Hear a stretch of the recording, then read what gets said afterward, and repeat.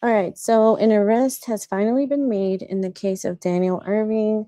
I'm not sure how familiar you guys are with the story. Daniel Erving was an 18-year-old young man who went on a fishing trip with his friends.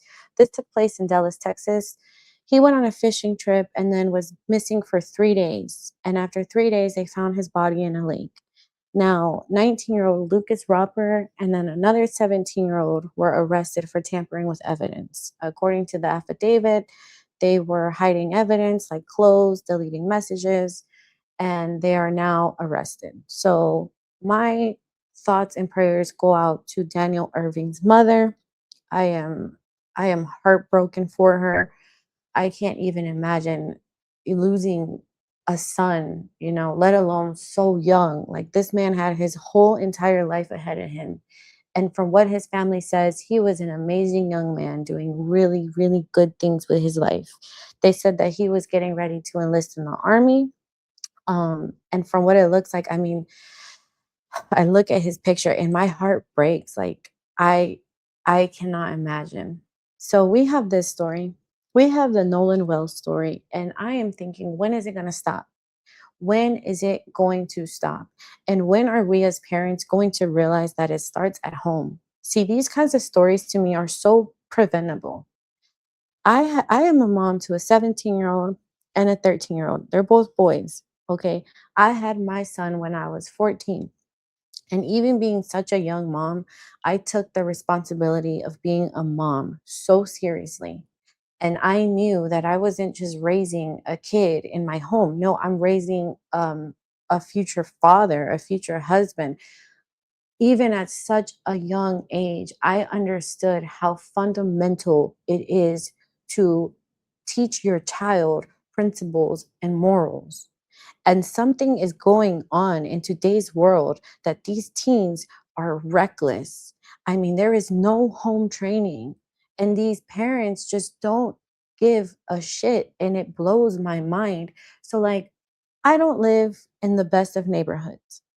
And when I go out, at night, if I'm running to the store or something, I cannot believe the amount of kids out on the street. And I'm talking, these kids look 16, 15, 17. And I'm just like, where are their parents? Why aren't these kids at home with their families? These stories are so preventable. And this gentle parenting thing is not working. It's just not working. These kids are getting worse and worse and worse. And I am tired of seeing these stories of young teenagers losing their lives because of parenting. Parenting.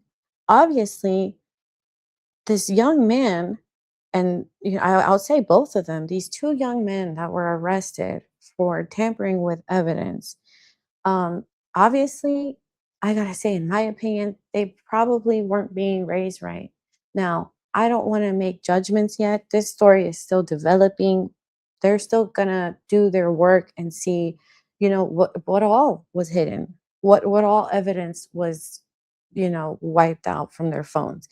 So I don't want to make assumptions. All of this so far is allegedly. So we'll find out, later on what's going to happen and what more information they'll come out with. But I just wanted to come on here and just talk about this because my heart breaks for his family. He did not deserve this. And like I said, I don't want to make assumptions, but this story is very sketchy. And I hope that his family gets justice. And I don't know, it blows my mind. These parents just can't get it right with their kids. It's not that hard to love and guide your child to do what's right. And now we got three teens whose lives have been changed forever. And one is will never come back. That's it. Like now his family has to live with that for the rest of their lives.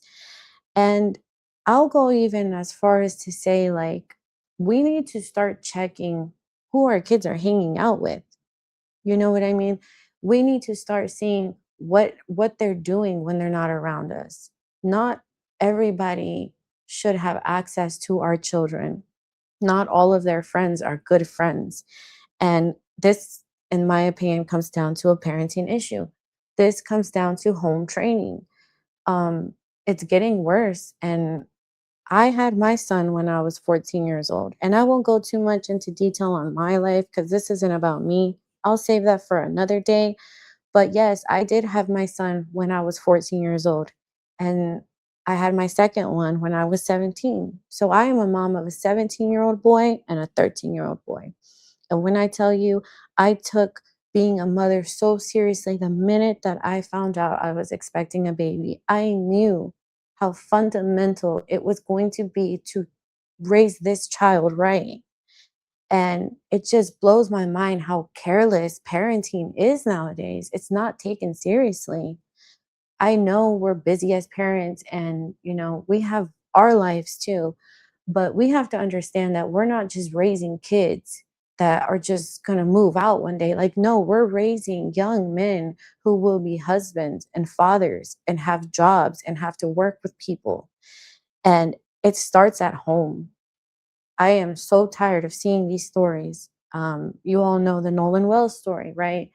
It's these kids that are just reckless and irresponsible. And at what point are we going to realize something needs to change? These stories are heartbreaking and so preventable if we just do what's right as parents. So, again, my heart goes out to Daniel's mom and his family. My condolences, my prayers. This story is so heartbreaking, and I pray to God that he gets all the justice that he deserves because something is not right here. Just something's not right. So it is still ongoing, and I'm sure we will get more information as the story develops. But my heart goes out to his family, and just send them prayers, please. So that's all I have for today. If there's more updates, I will be putting more updates. I am like really obsessed with this story right now. So as more information comes out, I will be posting more updates. Thank you for watching.